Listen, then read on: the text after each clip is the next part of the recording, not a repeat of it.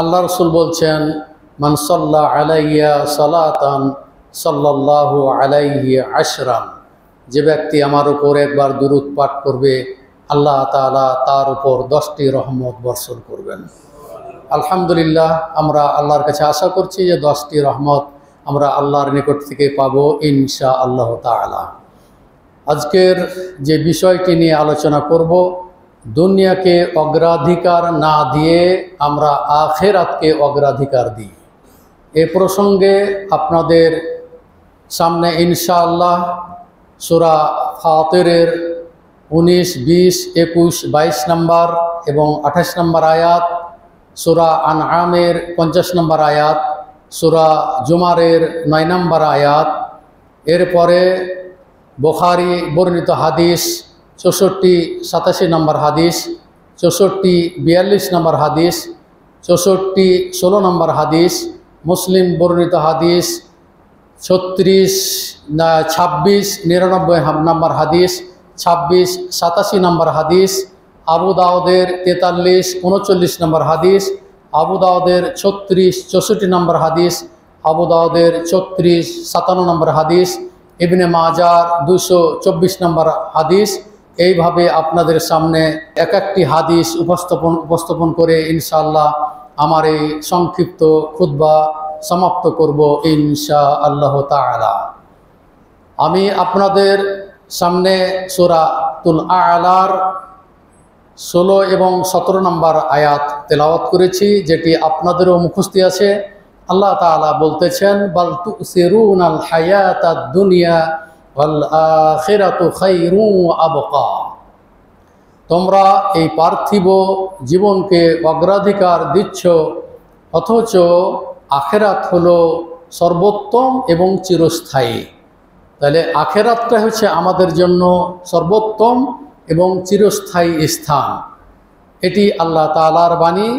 আল্লাহ রসুল সাল্লাল্লাহু আলাইহি ওয়াসাল্লাম ব্যাখ্যা স্বরূপ বলতেছেন যে ওয়াল্লাহি মাদ দুনিয়া ফিল আখিরা, বলা হচ্ছে যে আল্লাহর কসম, আখিরাতের তুলনায় দুনিয়ার দৃষ্টান্ত হচ্ছে মিসলু মা ইয়াজআলু আহাদুকুম ইসবাআহু ফিল ইয়াম্মি। আল্লাহ রসুল বলছেন যে আখিরাতের তুলনায় দুনিয়ার দৃষ্টান্ত হচ্ছে যে তোমাদের কেউ যখন কোনো সাগরে একটি আঙ্গুল ডুবাবে, ইয়াজআলু ইসবাআহু ফিল ইয়াম্মি, ইয়াম মানে সাগর, সাগরে যখন একটি আঙ্গুল ডুবাবে, ফালইয়ানজুর বিমা ইয়ারজিউ, তুমি লক্ষ্য করবে আঙ্গুলটি যখন তুমি সাগর থেকে উঠাবে তখন তোমার আঙ্গুলের সাথে হয় 1 ফোঁটা না হয় 2 ফোঁটা পানি উঠবে। বলছে এই যে 1 ফোঁটা বা 2 ফোঁটা পানিটাই হচ্ছে কি, এটাই হচ্ছে দুনিয়া, আর সাগরটা হচ্ছে কি পুরো আখিরাত। তাহলে বোঝা গেল যে এর সঙ্গে তুলনা করাটা খুবই মানে একদম বিরল, যেটি দৃষ্টান্ত মিলে না। মানে কোথায় 1 ফোঁটা 2 ফোঁটা পানি দুনিয়া, আর পুরা সাগরটা হচ্ছে কি আখিরাত। তা আল্লাহ তাআলা বললেন যে আখিরাতটা হচ্ছে তোমাদের জন্য উত্তম এবং চিরস্থায়ী জায়গা। যেমন আব্দুল্লাহ ইবনে ওমর রাদিয়াল্লাহু তাআলা আনহু বলছেন যে আখাযা রাসূলুল্লাহি সাল্লাল্লাহু আলাইহি ওয়াসাল্লাম বিবা'দি জাসাদি। আব্দুল্লাহ ইবনে ওমর রাদিয়াল্লাহু তাআলা আনহু বলছেন যে আল্লাহ রাসূল সাল্লাল্লাহু আলাইহি ওয়াসাল্লাম আমার শরীরে একটি অংশ ধরলেন অথবা হাত ধরলেন, তারপর বলছে ইয়া আব্দুল্লাহ কুন ফিদ দুনিয়া কাআন্নাকা গারীবুন আও আবিরু সাবিলিন। হে আব্দুল্লাহ, তুমি দুনিয়াতে এমনভাবে বসবাস করো তুমি যেন একজন পথযাত্রী, তুমি একজন অপরিচিত লোক এবং তুমি কি একজন পথযাত্রী। তার মানে আপনাকে দৃষ্টান্ত দেওয়া হলো এখানে যে আব্দুল্লাহ ইবনে ওমর বলছে যে দুনিয়াতে তুমি এমনভাবে বসবাস করো তুমি যেন কি একজন অপরিচিত লোক, তোমাকে কেউ চেনে না। মানে কিছু কোনো সময়ের জন্য তুমি এসেছো, তোমাকে দেখেছে মানুষ এতটুকুই, এবং তুমি কোথায় যাবে দেখা গেল তুমি দাঁড়িয়ে আছো কতক্ষণ, খুব বেশিক্ষণ না। আবেরো সাবিল বলা হয়েছে যে তুমি একজন পথযাত্রী, তো পথযাত্রীর সময় কতটুকু, খুব বেশি না। তো এখানে আল্লাহ রসুল সাল্লাল্লাহু আলাইহি সাল্লাম তাকে দুনিয়াটা যে খুবই ছোট, দুনিয়া যে ক্ষণিকের, এটাই তিনি বুঝাতে চেয়েছেন। এবং পরিশেষে আল্লাহ রসুল সাল্লাল্লাহু আলাইহি সাল্লাম হাদিসের শেষাংশে যে শব্দটি নিয়ে এসেছেন তিনি বলছেন ওয়াউদ্দা নাফসাকা মিন আহলিল কুবুর, তুমি প্রতিনিয়ত তুমি নিজকে কবরবাসী মনে করিও। তো আমাদেরকে সব সময় কবরবাসী মনে করতে হবে। কখন কার মৃত্যু আসে, কিভাবে আসবে, এটা আমরা কেউ জানি না। দেখলেন গত সপ্তাহেরই ঘটনা সম্ভবত, একজন খাতিব তিনি খুতবা দিতে যাচ্ছেন, খুতবা দিতে গিয়ে তখন কি হলো, বাসে অ্যাক্সিডেন্ট হয়ে গেল, ধাক্কা লাগলো, মাথাতে আঘাত পেল, পরপর ওখানে পড়েই ওখানে শেষ হয়ে গেল, তার খুতবা দেওয়া হলো না। তাহলে একজন যুবক ছেলে খুতবা দিতে যাচ্ছে হুন্ডাতে, দুর্ঘটনার শিকার হয়ে ছেলেটি ওই রাস্তাতেই মারা গেল। তাহলে দেখুন আল্লাহ রসুল যে বলছেন যে ওয়াউদ্দা নাফসাকা মিন আহলিল কুবুর, তুমি প্রতিনিয়ত তুমি নিজকে কবরবাসী মনে করিও। তাহলে আমাদেরকে সবসময় কবরবাসী মনে করতে হবে যে কখন কার মৃত্যু আসবে, কিভাবে আসবে, এটা আমরা বলতে পারবো না। এটা বুখারীর হাদিস, ইযা আরাদাল্লাহু কবজা আবদিন বিআরদিন জাআলাল্লাহু ফিহা হাজা। আল্লাহ তাআলা যখন কোনো বান্দার জান কবজ করতে চান তখন তার জন্য একটা হাজাত, একটা বিশেষ প্রয়োজন তৈরি করে দেয়। এখন তার প্রয়োজন নেই কিন্তু সে ওখানে গেল, কারণ ওই যে তার মৃত্যু আছে, ওখানে গিয়ে মরবে। তো আল্লাহ তাআলা তার একটা বিশেষ প্রয়োজন তৈরি করে দেয় যখন আল্লাহ তাআলা কাউকে মৃত্যু দিতে চান। তো আমরা জানি না আমাদের কখন আমরা মরে যাব আর কতদিন আমাদের হায়াত আছে, এটা আমরা বলতে পারবো না। আপনারা এসেছেন, আমিও এসেছি, হয়তো মসজিদ থেকে বের হওয়ার আগেই হয়তো আমরা দুনিয়া থেকে চলে যেতে পারি। এই তো হলো আমাদের জীবনের মূল্য। এই জন্য দুনিয়াকে অগ্রাধিকার না দিয়ে আখেরাতকে অগ্রাধিকার দিতে বলছেন আল্লাহ রসুল। এই জন্যই যে আপনাকে শরঈ পদ্ধতিতে আপনাকে জ্ঞান অর্জন করতে হবে, শরঈ পদ্ধতিতে আপনাকে জ্ঞান অর্জন করতে হবে। তার কারণ হচ্ছে যদি আপনি শরঈ পথে জ্ঞান অর্জন না করেন, শুধু মাদ্রাসায় লেখাপড়া করলে দ্বীনি ইলম এটি নয়। দ্বীনি ইলম আপনার নিকটও আছে। আপনি সালাত শিক্ষা করছেন, সালাত পড়বেন আপনি, তো সালাত পড়লে আপনাকে তার আগে নিয়ম কানুন জানতে হবে। কমসে কম সূরা ফাতিহা আপনাকে মুখস্থ করতে হবে, এরপরে অন্য একটি সূরা মুখস্থ করতে হবে এবং আত্তাহিয়াতও মুখস্থ করতে হবে। আরও সালাত সম্পর্কীয় যে সমস্ত দোয়াগুলি আছে সেগুলো আপনাকে মুখস্থ করতে হবে। এটাও একটা ইলম, এটাও একটা ইলম। তো আল্লাহ তাআলা এখানে সূরা ফাতিরে আল্লাহ তাআলা বলতেছেন 28 নম্বর আয়াতে, ইন্নামা ইয়াখশাল্লাহা মিন ইবাদিহিল উলামাউ, কারণ আলেমেরাই এ দ্বীনি শিক্ষা গ্রহণ করেন এবং আল্লাহ এবং আল্লাহর রসুল সম্পর্কে তারাই অধিক জ্ঞাত। যার কারণে আল্লাহ তাআলা বলতেছেন যে তার বান্দাদের মধ্যে বলা হচ্ছে ইন্নামা ইয়াখশাল্লাহা মিন ইবাদিহিল উলামা, তার বান্দাদের মধ্যে যারা আলেম তারাই আল্লাহকে বেশি অধিক কি করে, তারা ভয় করে। আল্লাহকে তারা কি করে, বেশি ভয় করে। এটা আল্লাহ তাআলার বাণী, এটা আল্লাহর কি বাণী। তো যারা দ্বীনি শিক্ষা গ্রহণ করতেছেন তারা জানে আল্লাহ তাআলা কি বলতেছেন, আল্লাহ রসুল কি বলতেছেন এবং সেই অনুযায়ী আমল করারও তারা চেষ্টা করতেছেন। আল্লাহ রসুল সাল্লাল্লাহু আলাইহি ওয়াসাল্লাম, বুখারীর 100 নম্বর হাদিস, তারপরে মুসলিম বর্ণিত হাদিস 2699 নম্বর হাদিস, আল্লাহ রসুল সাল্লাল্লাহু আলাইহি ওয়াসাল্লাম বলছেন মাজতামাআ কওমুন ফি বাইতিন মিন বুয়ুতিল্লাহ ইয়াতলুনা কিতাবাল্লাহ ওয়া ইয়াতাদারাসুনাহু বাইনাহুম ইল্লা নাযালাত আলাইহিমুস সাকিনাহ ওয়া গাশিয়াতহুমুর রাহমাহ ওয়া হাফফাতহুমুল মালায়েকা ওয়া যাকারাহুমুল্লাহু ফীমান ইনদাহু, রাওয়াহুল বুখারী ও মুসলিম। আল্লাহ রসুল সাল্লাল্লাহু আলাইহি সাল্লাম একটি গোষ্ঠীর কথা বলতেছেন যে তারা একত্রিত হয় কোনো একটি ঘরে, কোনো একটি জায়গায়, যেমন মক্তবে, মাদ্রাসায় বা অন্য জায়গাতে। তারা কি করে, ইয়াতলুনা কিতাব আল্লাহ, তারা আল্লাহর কিতাব কি করে, অধ্যয়ন করে, আল্লাহর কিতাব তারা পড়ে, তেলাওয়াত করে, কোরআন তেলাওয়াত করে। আর কি করে, ওয়া ইয়াতাদারাসুনাহু বাইনাহুম, এবং তারা পরস্পরে কোরআন হাদিসের চর্চা করে, অর্থাৎ যেখানে হাদিস শিক্ষা দেওয়া হয়। তো এর রহমত এবং বরকত এটা আল্লাহর পক্ষ থেকে বিশেষভাবে দেওয়া হয়। যার কারণে এই যে কওমি মাদ্রাসাগুলো পরিচালিত হচ্ছে, কওমি মাদ্রাসা মানে হলো পাবলিক পরিচালিত মাদ্রাসা, এটাকে হলে কওম বলা হয়। তো কওমি মাদ্রাসা বা ইসলামী মাদ্রাসা যেগুলো, এগুলো মানুষের অনুদানে চলে এবং আল্লাহর রহমত না হলে কোনোদিন এই মাদ্রাসাগুলি চলতো না। তার কারণ এখানে বলা হচ্ছে যে এমন একটি গোষ্ঠী যারা কি করে, কোরআন তেলাওয়াত করে, যারা কোরআন হাদিস পড়ায়, কোরআন হাদিস চর্চা করে, ইল্লা নাজালাত আলাইহিমুস সাকিনাতু, তখন কি হয়, আল্লাহর পক্ষ থেকে প্রশান্তি নাজিল হয়। আল্লাহর পক্ষ থেকে হয় প্রশান্তি নাজিল হয়। ওয়া গাশিয়াতহুমুর রাহমা, এবং আল্লাহর রহমত তাদেরকে ঢেকে ফেলে। আল্লাহর রহমত কি করে, তা ঢেকে ফেলে। ও হাফাতহুমুল মালাইকা, আর ফেরেশতা মণ্ডলী কি করে, তারাকে ঘিরে বসে এবং তারা শুনে, কোরআন তেলাওয়াত শুনে, হাদিস কোরআনের পড়া হয়, চর্চা হয়, সেগুলো তারা শুনে। তখন আল্লাহ তাআলা ওয়া যাকারাহুমুল্লাহু ফী মান ইনদাহু, বলা হচ্ছে তাদের কথা উল্লেখ করেন আল্লাহ তাআলা কার নিকটে, যার নিকট, আল্লাহ তাআলার নিকটে যারা বসে আছেন, অর্থাৎ ফেরেশতা। ফেরেশতাদেরকে নিয়ে উনি আলোচনা করেন যে দেখো আমার বান্দারা কিভাবে কোরআন তেলাওয়াত করতেছে, তারা কিভাবে কি করছে, হাদিস চর্চা করতেছে, হাদিস পড়তেছে, হাদিস পড়াচ্ছে। আল্লাহ তাআলা ফেরেশতাদেরকে ডেকে বা পাশে রেখে এগুলো বলবেন। এই যে কওমি মাদ্রাসাগুলো, একমাত্র আল্লাহর রহমত যদি না থাকতো, তাহলে ধরেন এই যে 20-25 জন বা 30 জন শিক্ষক কর্মচারীর এই যে বেতন, ছেলেদের খাওয়া দাওয়া ইত্যাদি, এগুলো আপনাদের অনুদানই চলে।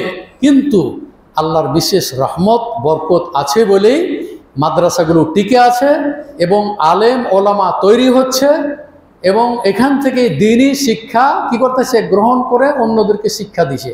আল্লাহ রাসূল বলছেন, খায়রুকুম মান তাআল্লামাল কুরআনা ওয়া আল্লামা, তোমাদের মধ্যে ওই ব্যক্তি উত্তম যে নিজে কোরআন শিখলো, অন্যদেরকে শিখালো। তো আপনাদের এই মাদ্রাসাতে, এই হেফজোখানাতে কি করা হয়, এগুলো শিক্ষা দেওয়া হয়। এই যে দেখুন কোরআন হাফেজ তৈরি হচ্ছে, কোরআনের হাফেজ দেখুন সব সময় তারা খালি কোরআন তেলাওয়াতই করতেছে, কোরআন পড়তেছে। এবং আমাদের সব ছেলেকে বাধ্যতামূলক ফজরের সালাতের পরে 20 মিনিট কোরআন তেলাওয়াত করতে হবে। তো কেন, যে আল্লাহ তাআলার এই যে রহমত এবং প্রশান্তি এবং ফেরেশতারা যে তাদেরকে পাশে রেখে, তাদের পাশে বসে এগুলো শ্রবণ করছে, যার কারণে এই মাদ্রাসাগুলিতে আল্লাহর রহমত বর্ষিত হচ্ছে। যার কারণে এই মাদ্রাসাগুলো কোনোদিনই বন্ধ হয়নি এবং হবেও না, ইনশাআল্লাহ চলবে। তবে যা হোক, আমি যেটা বলতে চাচ্ছিলাম যে আল্লাহ রাসূল সাল্লাল্লাহু আলাইহি ওয়াসাল্লাম আব্দুল্লাহ ইবনে ওমরকে বললেন যে তুমি কি করো, নিজকে প্রতিনিয়ত কবরবাসী মনে করিও। উসমান রাদিয়াল্লাহু তাআলা আনহু জানেন যে এলো আশারে মুবাশশারারা, মানে 10 জন সাহাবীকে জান্নাতের সুসংবাদ দেওয়া হয়েছিল। তার মধ্যে এই উসমান রাদিয়াল্লাহু তাআলা আনহু, তিনি তৃতীয় খলিফা, তিনিও কি জান্নাতের সুসংবাদ প্রাপ্ত একজন সাহাবী। তারপরও যে ইন্নাহু ইজা ওয়াকাফা আলা কাবরিন, যে যখনই তিনি কবরের নিকটে দাঁড়াতেন, বাকা, তিনি কাঁদতে আরম্ভ করতেন। হাত্তা ইয়াবুল্লা লিহিয়াতুহু, কাঁদতে কাঁদতে তার দাড়ি ভিজে যেত। ফাকিলা লাহু, সাহাবীরা বলতেন, তাজকুরুল জান্নাত ওয়ান নারা ফালা তাবকি ওয়া তাবকি মিন হাযা, আপনি জান্নাত জাহান্নামের কথা উল্লেখ করেন, কাঁদেন না, কিন্তু যখনই আপনি কবরের নিকটে দাঁড়ান কাঁদেন, ব্যাপারটা কি? উসমান রাদিয়াল্লাহু তাআলা আনহুকে কি করলেন, সাহাবারা জিজ্ঞেস করলেন। তিনি কেন কাঁদেন তার কারণ বর্ণনা করছেন এবং রাসূলুল্লাহ সাল্লাল্লাহু আলাইহি ওয়াসাল্লামের বাণী শোনাচ্ছেন। ফাকাল ইন্না রাসূলুল্লাহ সাল্লাল্লাহু আলাইহি ওয়াসাল্লাম قال ইন্নাল কবরা আউয়ালু মানজিলিন মিন মানাজিলিল আখিরা, আখিরাতের যতগুলো স্তর আছে, জান্নাতের যাওয়ার জন্য যতগুলো স্তর পার হতে হবে, তার মধ্যে প্রথম স্তর হচ্ছে কি হলো, কবর। আল্লাহ রাসূল বলছেন, ফা ইন নাজা মিনহু ফামা বা'দাহু আইসারু মিনহু, কবরে যদি কোনো বান্দা যদি পরিত্রাণ পেয়ে যায়, মুনকার এবং নাকিরের প্রশ্নদ্বয়ের, তাদের উভয়ের প্রশ্ন যদি উত্তর দিতে পারে, যে ফা ইন নাজা মিনহু ফামা বা'দাহু আইসারু মিনহু, যদি কবরে পরিত্রাণ পেয়ে যায় তাহলে পরবর্তী যে স্তরগুলি আছে সেগুলো তার জন্য কি হয়ে যাবে, সহজ হয়ে যাবে। তার এক কথায় সে জান্নাতি, মানে কোনো জায়গাতে তাকে আর আটকাতে পারবে না। তো কবরের চিন্তা আপনাকে আমাকে করতে হবে। ফাইল্লাম ইয়ানজুমিন হো, যদি করে কবরে যে পরিত্রাণ না পায়, ফামা বাদাহু আসাদ্দু মিনহু, পরবর্তী স্তরগুলো তার জন্য আরো কঠিন হয়ে যাবে। এরপরে বর্ণনাকারী বলছেন আল রাসূলুল্লাহ সাল্লাল্লাহু আলাইহি ওয়াসাল্লাম, তিনি বলছেন মা রাআইতু মানজারান ইল্লা ওয়াল কবরু আফজাউ মিনহু, রাওয়াহু তিরমিজি 2308 নম্বর হাদিস। আল্লাহ রাসূল সাল্লাল্লাহু আলাইহি ওয়াসাল্লাম বলছেন যে কবরের চেয়ে আমি ভয়াবহ স্থান আর দেখি নাই। তাহলে সবচেয়ে ভয়াবহ স্থান এই কবর। এমনই কবর, যারা সৎ আমল করে গেছেন দুনিয়াতে তাদের জন্য এটা শান্তির জায়গা, আর যারা দুনিয়াকে অগ্রাধিকার দিয়ে আখেরাতকে যারা ক্ষতিগ্রস্ত করেছেন তাদের জন্য আফসোস, কবরে তাদের জন্য আফসোস। আলাইসা লাহুল ইয়াউমা হাহুনা হামিম, সেখানে কোনো দোস্ত নেই, কোনো আপনার অন্তরঙ্গ বন্ধু থাকবে না যে আপনার কোনো উপকার করবে, কোনো উপকার করবে না। ধনী গরিব ওই তিন কাপড়েই আপনাকে ওই কবরে যেতে হবে, কোনো পার্থক্য নাই এখানে। আপনি এই দুনিয়াতে বহু পার্থক্য, একটা মানুষের কাপড় চোপড় নাই, জামা নাই, ভালো কাপড় চোপড় নাই, লুঙ্গি নাই, দামি লুঙ্গি নয়, আর আপনি ধরেন ভালো ভালো লুঙ্গি কাপড় পোশাকাদি আপনার অভাব নাই, অথচ যখনই মৃত্যুবরণ করলেন তখন কি হয়ে গেল, ওই যে তিন সাদা কাপড় আপনাকে নিয়ে গেল, কবরে নিয়ে গেল। তাহলে ধনী গরিবের স্থান একটাই, ওখানে কোনো পার্থক্য নেই, সেখানে কোনো পার্থক্য নেই।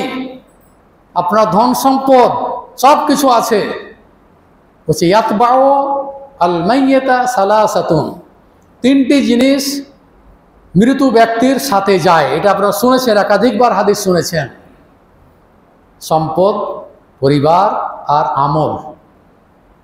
বলছে ইয়ারজিউ ইসনান, দুইটা জিনিস ফিরে আসবে যখন আপনাকে কবর দেওয়া হবে, দুইটি জিনিস ফিরে আসবে। একটা হলো আপনার সম্পদ, এটা থেকে গেল, এটা ওয়ারিস যারা তারা কি এসে ঝগড়াঝাটি শুরু করে দিবে, মারামারি করবে, ভাগাভাগি করবে, আর পরিবাররাও চলে আসবে আপনাকে কবরে রেখে। ওয়ায়াবকা মাআহু ওয়াহিদুন, আর আপনার সাথে যে থাকবে সেটা হলো কি সৎ আমল। এই সৎ আমল এটাই হলো আপনার প্রকৃত আমল। এই জীবদ্দশায় যদি আপনি সৎ আমল করে যান তাহলে সেটাই আপনার আমল। বুখারীর 64-42 নম্বর হাদিস, আল্লাহ রাসূল সাল্লাল্লাহু আলাইহি ওয়াসাল্লাম বলছেন ফাইন্না মা লাহু মা আদ্দামা ওয়া মা লা ওয়ারিসিহি মা আখারা। আপনি যেটা জীবদ্দশায় করে গেলেন, যেটা আল্লাহর পথে দান করলেন, আল্লাহর পথে যেটা আপনি ব্যয় করলেন, সেটাই হলো কি আপনার সম্পদ, সেটি আপনার সম্পদ। ওয়া মা লা ওয়ারিসিহি মা আখারা, আর যেটি রেখে গেলেন এটা হলো আপনার ওয়ারিসের সম্পদ, আপনার সম্পদ নয়। সব আমল আপনার বন্ধ হয়ে যাবে। শুধুমাত্র নেক সন্তান যদি রেখে থাকেন, ইয়াদউ লাহু, আপনার জন্য কি করবে, সে দোয়া করবে। আর যদি এমন ইলম, যেমন বই বা উপকারী কোনো গ্রন্থ লিখে গেছেন যা পড়লে মানুষরা উপকৃত হবে, মাইয়েত মারা গেলে এই দুইটি আমল অব্যাহত থাকে। আমি যেটা বলতে চাচ্ছিলাম যে যারা জানে যারা জানে না তারা যেমন সমান নয়, ইবাদত করার ক্ষেত্রেও যারা ইবাদত করে যারা ইবাদত করে না তারা সমান নয়। যেমন দেখা যায় কিছু ভাইকে ফজরের সালাত আদায় করে এবং এশার সালাত জামাত সহকারে পড়ে এবং ফজরের সালাতও জামাত সহকারে পড়ে। আল্লাহ রাসূল সাল্লাল্লাহু আলাইহি ওয়াসাল্লাম বলছেন মান সাল্লাল ইশা মা জামাআতিন, কেউ যদি এশার সালাত জামাতে পড়ে, কাআন্নাহু কামা নিসফাল লাইল, সে যেন অর্ধরাত্রি কি করলো, নফল ইবাদত করলো। ওমান সাল্লাল ফাজরা মা জামাআতিন, আর যে ব্যক্তি ফজরের সালাত জামাতের সাথে পড়লো, কাআন্নামা কামাল লাইল কুল্লাহু, সে যেন কি করলো, সারা রাত্রি কি করলো, ইবাদত করলো। তো এটা একটা ফজিলত আছে। তারপরও কিছু ভাইকে দেখা যায় যে ফজরের সালাত আদায় করার পরে কাআদা ইয়াজকুরুল্লাহ, মসজিদে বসে তারা জিকির আজকার করে, লা ইলাহা ইল্লাল্লাহ, সুবহানাল্লাহ, আলহামদুলিল্লাহ, ওয়া লা ইলাহা ইল্লাল্লাহ, এই যতগুলো আজকার আছে, দোয়া আছে, সেগুলো তারা পড়ে। পড়তে পড়তে পড়তে হাত্তা তলাআতিশ শামস যাহিরাতান, তারপরে সূর্য যখন ভালোভাবে উঠে যাবে, অর্থাৎ সূর্য উঠতে ভালোভাবে উঠতে মনে হয় তো 20-22 মিনিট বা 23 মিনিট লাগে। এরপরে সাল্লা রাকাতাইন, তারপরে কি করলো? 2 রাকাত সালাত আদায় করলো মসজিদে। আজরে উমরাতিন ওয়া হাজিন তাম্মাতিন তাম্মাতিন তাম্মাতিন। সে ব্যক্তির ফজিলত আলাদা। কি করলো? সে একটি পূর্ণাঙ্গ উমরা এবং পূর্ণাঙ্গ একটি হজের সে নেকি পাবে। এরকম মানুষকে আমরা দেখতে পাই মসজিদে। আপনাদের রানীবাজারও আছে, অন্য জায়গাতেও আছে কিছু ভাই। তাহলে তাদের ইবাদত আর আমরা যারা এগুলো করি না ইবাদত, পার্থক্য আছে কি? অবশ্যই পার্থক্য আছে, অবশ্যই পার্থক্য আছে। আল্লাহ তাআলা যেমন বলছে, যারা জানে না আর যারা জানে যেমন কি এক সমান নয়। কুল হাল ইয়াস্তাবিল্লাযিনা লা ইয়ালামুনা ওয়াল ইয়ালামুনা ওয়াল্লাযিনা লা ইয়ালামুন। বলছে যে যারা জানে এবং যারা না তারা কি সমান? তারা কোনোদিনই সমান নয়। ওমা ইয়াস্তাবিল আ'মা ওয়াল বাসীর আফালা তাতাফাক্কারুন, সূরা জুমারের 9 নম্বর আয়াত। যে অন্ধ এবং চক্ষুষ্মান যারা দেখতে পায় তারা কি সমান? কোনোদিনই সমান নয়। এইভাবে আল্লাহ তাআলা দৃষ্টান্ত দিয়েছেন কোরআন আয়াতে, যে আয়াতগুলি আপনাদের সামনে আমি পাঠ করেছি। ইবাদতের ক্ষেত্রে যেমন পার্থক্য, জানা না জানার মধ্যে যেমন পার্থক্য, এইভাবেই আপনার জীবনটাকে আখিরাতমুখী কিভাবে করবেন, আপনাকে সর্বপ্রথম আপনাকে সালাত আদায়কারী হতে হবে, সালাত আদায় করতে হবে। এটা হলো 1 নাম্বার। আপনার পরিবারকে সালাতমুখী করতে হবে, মসজিদমুখী করতে হবে। আপনার স্ত্রীকে, আপনার সন্তানদেরকে পর্দা করার আদেশ দিতে হবে। যদি আপনি এগুলো না করেন, আপনার পরিবারকে যদি পর্দার আওতায় না আনেন, তা আল্লাহ রাসূল সাল্লাল্লাহু আলাইহি ওয়াসাল্লামের ভাষায় হচ্ছে আদ-দায়ুস। আদ-দায়ুস আল্লাযী লা ইউকিরু আহলাহু বিল খাবাস। পরিবারের মধ্যে যা ইচ্ছা তাই করে, আপনার স্ত্রী যেখানে সেখানে চলে যায়, আপনার মেয়েরা যেখানে সেখানে চলে যায়, স্বামীর অবাধ্য স্ত্রী স্বামীর কথা শোনে না, স্বামীর সাথে তর্ক বিতর্ক করে। তো এই যে পরিবার, এগুলো আসলে আদর্শ পরিবার নয়। আদর্শ পরিবার হলো যে স্ত্রী আর স্বামীর মধ্যে এমনই সম্পর্ক হওয়া উচিত, সেটি হলো স্বামীর সবসময় আনুগত্য করবে, তার কথা মানবে। এর আগে হাদিস বলেছি, আল্লাহ রাসূল বলছেন, যেহেতু মা বোনের এখানে খুতবা শুনতে আসেন, ওদের ব্যাপারে 2-4টা কথা না বললে ওরাও বলে যে শুধু পুরুষেরই ওয়াজ করে। এতে হুকুম কিন্তু কাদের জন্য? সবারই জন্য, নারী পুরুষ সকলের জন্য এ হুকুম। আল্লাহ রাসূল বলছেন, ইন্নাল মারআতা ইজা সাল্লাত খামসাহা ওয়া সামাত শাহরাহা ওয়া আহসানাত ফারজাহা ওয়া আতাআত বা'লাহা ফালতাদখুল মিন আইয়ি আবওয়াবিল জান্নাতি শাআত। রাহুল ইবনুল হুলাইয়া হাদিসে আছে, ইলিয়া মিশকাত হাদিসটি বর্ণিত।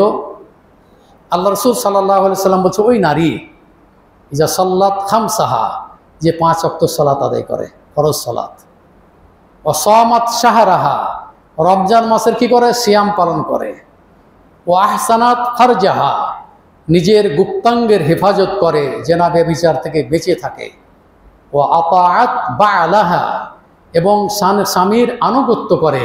আল্লাহ রাসূল সাল্লাল্লাহু আলাইহি সাল্লাম বলছেন, ফালতাদখুল মিন আইয়ি আবওয়াবিল জান্নাতি শাআত, ওই নারী জান্নাতের যে কোনো দরজা দিয়ে প্রবেশ করতে পারবে। এখন এটা হলো নারীদের ব্যাপারে। আর আপনার ব্যাপারে, আপনি স্ত্রীকে যখন তখন আপনি গালিগালাজ করেন, স্ত্রীকে আপনি ধমক দেন, আপনি নিজের কর্তৃত্ব বজায় রাখার জন্য তাকে হেয় কর্তৃপূর্ণ মনে করেন, এতে করে স্বামী স্ত্রীর মধ্যে কোনো দিনই ভালোবাসা তৈরি হবে না। স্ত্রীকে যদি আপনি গালিগালাজ করেন, আল্লাহ রাসূল সাল্লাল্লাহু আলাইহি ওয়াসাল্লাম বলছে, ওয়ালা তুকাব্বিহ, তুমি কোনো সময় তোমার স্ত্রীকে গালিগালাজ করবে না। ওয়ালা তাজরিবিল ওয়াজহা, তুমি স্ত্রীকে প্রহার করবে না, মারবে না। কিন্তু আমাদের পুরুষ শাসিত সমাজে স্ত্রীদেরকে হেয় কর্তৃপূর্ণ করে মনে করে, গালিগালাজ করে, অশ্লীল ভাষা গালিগালাজ করে, এবং সে প্রত্যুত্তর করতে পারে না। কিন্তু এখন বর্তমানে দেখা যায় যে ভালো কথা বললো তর্ক বিতর্ক করে স্ত্রীরা, এটা ওদের দোষ, এটা মুদ্রা দোষ। বর্তমান যুগের মহিলারা, কিছু সংখ্যক মহিলা, সবাই না, স্বামীর সাথে কোনো সময় তর্ক বিতর্ক করা যাবে না। যদি স্বামীর সাথে তর্ক বিতর্কে লিপ্ত হয় তাহলে সংসার ভেঙে যাবে, সংসার ভেঙে যাওয়ার সম্ভাবনা খুব বেশি। অতএব মা বোন যারা আমার বক্তব্য শুনছেন, আপনারা যারা আমার বক্তব্য শুনছেন, পরিবার মিসালি বলা হয়, আল উসরা আল মিসালিয়া, আদর্শ পরিবার। ওই পরিবার মূলবি নয়, যেন শিক্ষিত মানুষ, অনেক আদর্শ পরিবারের মানুষ আছে, ডাক্তার, ইঞ্জিনিয়ার, আরও জেনারেল শিক্ষিত মানুষ আছে যারা 5 ওয়াক্ত সালাত আদায় করে, সন্তানদেরকে সালাত আদায় করার পরামর্শ দেয়, স্ত্রীকে সালাত আদায় করায় এবং বোরকা পরায়। এরা হলো আদর্শ পরিবারের অন্তর্ভুক্ত। এরা আপনি একাই এবাদত বন্দি করে কাটিয়ে দিলেন জীবন, হচ্ছে আপনার সন্তান সালাত আদায় করে না, আপনার সন্তান বখাটে ছেলেদের সাথে ঘোরাফিরি করে, অ্যান্ড্রয়েড মোবাইল নিয়ে তারা ঘোরাফিরি করে, বন্ধুদের সাথে বিড়ি, সিগারেট, নেশা দ্রব্য, যত রকম অশ্লীল অশালীন কাজ আছে তারা এগুলা কি করে। অথচ আপনি একজন অভিভাবক, আপনার দায়িত্ব এবং কর্তব্য আপনার ছেলে কোথায় গেল, তাদের সঙ্গগুলো কে, তারা কারা, এই ব্যাপারে আপনাকে ভূমিকা রাখতে হবে। কুল্লুকুম রাঈন ওয়া কুল্লুকুম মাসউলুন আন রায়াতিহি, বুখারীর হাদিস। আপনি একজন দায়িত্বশীল, কিয়ামতের দিনে দায়িত্ব সম্পর্কে আপনি জিজ্ঞাসিত হবেন, আপনাকে ছাড়বে না। আল্লাহর যেমন রহমত, বিশেষ রহমতের দ্বারাই আল্লাহ তাআলা বান্দাদেরকে জান্নাতে প্রবেশ করাতে পারেন, পক্ষান্তরে আল্লাহ তাআলার পাকড়াও কিন্তু খুব কঠিন পাকড়াও, ধরলে আর ছাড়বে না। যেমন সূরা বুরুজে আপনার পড়েছেন, ইন্না বাতশা রাব্বিকা লাশাদীদ, তোমার রবের পাকড়াও হলো কঠিন পাকড়াও, ধরলে ছাড়বে না। আবার রহমতের যখন আলোচনা করা যায় তখন এমনই রহমত যে পাপ করতে করতে করতে আপনি জাহান্নামের কিনারায় চলে গিয়েছেন, হচ্ছে আল্লাহর কোনো বিশেষ রহমতের কারণে কি করে হতে পারে আল্লাহ তাআলা আপনাকে জান্নাতে প্রবেশ করে। যেমন দুয়ার ফজিলত সম্পর্কে আলোচনা করেছিলাম, কিন্তু একটি ফজিলত বলতে ভুলে গিয়েছিলাম, সেটা হলো যে সাইয়্যিদুল ইস্তিগফার, ক্ষমা প্রার্থনা করার প্রধান দোয়া, আল্লাহুম্মা আনতা রাব্বি লা ইলাহা ইল্লা আনতা খালাকতানি। এই দোয়াটি আল্লাহ রাসূল সাল্লাল্লাহু আলাইহি ওয়াসাল্লাম বলছেন যে দুয়ার মাধ্যমে জান্নাতে যাওয়াটা সহজ, জান্নাতের পথটা কি করে সহজ করে দেওয়া হয়। আল্লাহ রাসূল বলছেন যে মান ক্বালা লা ইলাহা ইল্লা আল্লাহুম্মা আনতা রাব্বি লা ইলাহা ইল্লা আনতা খালাকতানি, কেউ যদি এটি সকালে পাঠ করে, ওয়া মুকিনুন বিহা, এবং এরপরে বিশ্বাস রেখে আস্থা রেখে যে পড়লি আমি জান্নাত পাবো ইনশাআল্লাহ। তারপরে বলছে যে কাবলা ইউমসিয়া, বিকাল হওয়ার আগেই কাদ মাতা, সে মৃত্যুবরণ করলো, তা আল্লাহ রাসূল সাল্লাল্লাহু আলাইহি ওয়াসাল্লাম বলছেন ইয়াদখুলুল জান্নাহ, সে জান্নাতে যাবে। এই জন্য দোয়া পড়তে কোনো সময় ভুলবেন না, বিশেষ করে সাইয়্যিদুল ইস্তিগফার, এইটি আপনি নিয়মিত সকালেও পড়বেন, বিকালেও পড়বেন, মুখস্থি না থাকলে দেখে দেখে পড়বেন। বহু বই বের হয়েছে, বিষয়ভিত্তিক বই বের হয়েছে, আপনাদের পাশে লাইব্রেরি আছে, ওয়াহিদে লাইব্রেরি, এখানেও গিয়ে আপনারা অধ্যয়ন করতে পারেন, বই কিনতে পারেন, এগুলো পড়ুন, নিজের আমলগুলিকে পরিবর্তন করুন। শেষ বয়সে কিছু দোয়া পড়ে যদি এর মাধ্যমে আল্লাহ তাআলা আপনাকে জান্নাতে প্রবেশ করিয়ে দেন, এটা আপনার জন্য সৌভাগ্য। বেশি বেশি করে পড়ুন সুবহানাল্লাহি আলহামদুলিল্লাহি ওয়া লা ইলাহা ইল্লাল্লাহু আল্লাহু আকবার। এটা ঢাল হবে কিয়ামতের দিন আপনার জন্য। লা হাওলা ওয়ালা কুওয়াতা ইল্লা বিল্লাহ, এটা জান্নাতের একটা ধনভাণ্ডার হবে আপনার জন্য। আয়াতুল কুরসি পাঠ করলে, মৃত্যুবরণ করলেই জান্নাত। ফরজ সালাতের পরে আয়াতুল কুরসি পড়লেই কোনো কিছু জান্নাতে যেতে বাধা প্রদান করতে পারবে না। এগুলো হলো ফজিলত দোয়ার। দোয়ার মাধ্যমেও আল্লাহ তাআলা বান্দাকে কি জান্নাতে যাওয়ার জন্য তার পথকে আল্লাহ তাআলা সহজ করে দেন। তাই আসুন আমরা যে কোরআন হাদিস আমরা শুনতেছি এগুলো আমল করার চেষ্টা করুন, নিজে আমল করুন, বাচ্চাদেরকে মসজিদমুখী করুন, নিয়ে আসুন মসজিদে, তাহলে পরিত্রাণ পাবেন, না তো পরিত্রাণ পাবেন না। যে সমস্ত যুবক ভাই শুধুমাত্র, অনেক মানুষ জুমার দিনে শুধুমাত্র সালাত আদায় করে, অথচ 5 ওয়াক্ত সালাত ফরজ। আল্লাহ তাআলা বলছে মা সালাকাকুম ফি সাকার, এই যে তোমাকে জাহান্নামে দেওয়া হয়েছে কেন? লাম নাকু মিনাল মুসাল্লিন, সূরা মুদ্দাসিরের 42 থেকে 44 নম্বর আয়াত বলছে, আমি সালাত আদায়কারীর অন্তর্ভুক্ত ছিলাম না, আমি সালাত আদায় করতাম না, নামাজ পড়তাম না। ওয়ালাম নাকুনু নুতঈমুল মিসকিন, এবং দরিদ্র মানুষকে কোনো খাবার টাবার দিতাম না, দান খয়রাত করতাম না। এখান থেকে বোঝা গেল যে যদি আপনি সালাত না আদায় করেন তাহলে আপনি জেনে রাখুন যে স্থান জাহান্নাম। এটা আল্লাহর বাণী, এটা আমার কথা না, এটা আল্লাহর বাণী। আল্লাহ রাসূল বলছেন, বাইনাল আবদু ওয়াল কুফরি তারকুস সালাহ, মুমিন বান্দার কাফের বান্দার মধ্যে পার্থক্য হলো সালাত পড়া, সালাত না পড়া। তো এগুলো তো আপনাদেরকে কোরআন হাদিস থেকে আমরা শোনাই। তাই আসুন, যে সমস্ত ভাইয়েরা আমার সামনে আছেন যারা শুধুমাত্র জুমার সালাত আদায় করেন, তাদের প্রতি আমার বিশেষ অনুরোধ থাকবে, যেখানেই থাকুন না কেন আপনি 5 ওয়াক্ত সালাত আদায় করুন। মসজিদে কোনো কারণবশত আসতে না পারলেও যেখানেই থাকুন সেখানেই সালাত আদায় করুন। যদি পড়তেই নাই পারেন তাহলে বাড়িতে এসে কাজা করে সালাত আদায় করবেন, তারপরও ফরজ সালাত পরিত্যাগ করা যাবে না। আল্লাহ তাআলা যেন আমাদেরকে পবিত্র কোরআন এবং সহিহ হাদিস অনুযায়ী আমল করার জন্য তৌফিক দান করেন। হে মহান রব্বুল আলামিন, যে সমস্ত ভাই বোন এখানে উপস্থিত আছেন তাদের সকলের জন্য দোয়া করতেছি, এবং বিশেষ করে যে সমস্ত অসুস্থ ভাই তাদের সুস্থতার জন্য দোয়া করতেছি। আজহিবিল বাস রব্বান নাস ওয়াশফি আনতা শাফি লা শিফাআ ইল্লা শিফাউকা শিফা আল্লাহ ইগাদিরু সাকামা লা বাসা তাহুরুন ইনশাআল্লাহ। যে সমস্ত আত্মীয় স্বজন যারা মৃত্যুবরণ করেছেন তাদের জন্য বিশেষ করে দোয়া করতেছি। হে আল্লাহ, তুমি তাদেরকে কবর আযাব থেকে রক্ষা করিও। আল্লাহ, তুমি তাদেরকে জাহান্নাম থেকে রক্ষা করিও। আল্লাহ, তুমি তাদেরকে জান্নাতুল ফিরদাউস নসিব করিও। আমরা যদি মৃত্যুবরণ করি মুমিন হয়ে যেন মৃত্যুবরণ করতে পারি, আল্লাহ তুমি আমাদেরকে সেই তৌফিক দান করো। রব্বানা আতিনা ফিদ দুনিয়া হাসানা ওয়া ফিল আখিরাতি হাসানা ওয়া কিনা আযাবান নার।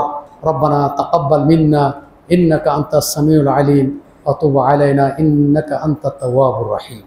আল্লাহুম্মা সাল্লি আলা মুহাম্মাদিন ওয়া আলা আলি মুহাম্মাদ কামা সাল্লাইতা আলা ইব্রাহিম ওয়া আলা আলি ইব্রাহিম ইন্নাকা হামিদুম মাজিদ।